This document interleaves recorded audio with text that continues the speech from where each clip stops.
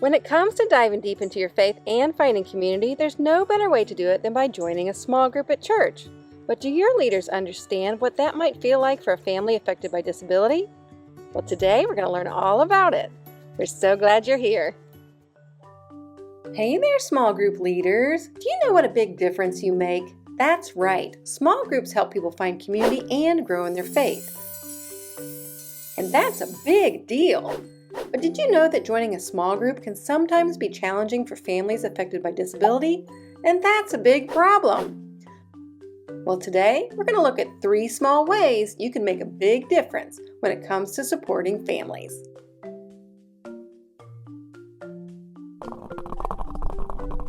Number 1, finding appropriate childcare is a big obstacle for many families who want to be part of a weekly small group. This is because the church childcare workers or group babysitters that many small groups hire are not usually equipped to take care of a child with special needs, and not being offered help in this area can keep families at home alone. So how can churches help? Well, if your church is able to, consider providing specially trained childcare for your weeknight groups. Talk to your families and find out what would be helpful for them, like having the childcare at church or maybe at a home. Maybe look at partnering with local community resources to provide respite. Then talk to your church leadership to make sure that you're all on the same page with a plan that works for everyone. This can be a big help for families. But if your church does not have the resources for this yet, that doesn't mean that families need to be left out. Instead, ask if there are other ways that the church can help support them. For instance, ask if hosting a group at their home would be easier. Having small group at a family's home is often easier because it helps them control the location and the time.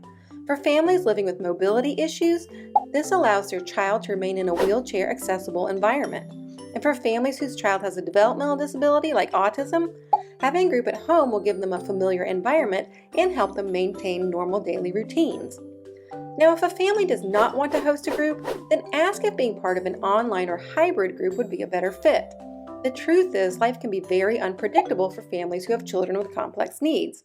And that means sometimes coming to a small group in person is going to be great. But other days, it's just simply not going to happen.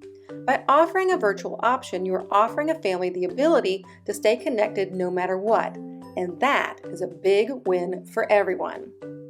Number 2, when offering support, make it specific. One great thing about small groups is how they support members who are going through tough stuff.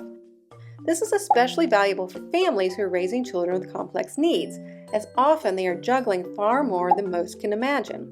They also are more likely to face medical or behavioral crises more often than families who are not raising children with complex needs. So offering help when times are tough means a lot. But if the offer is made in a general way, like, is there anything we can do to help? Most families will say, nah, because they don't want to burden others, or they just don't have the brain space to think of what they really need.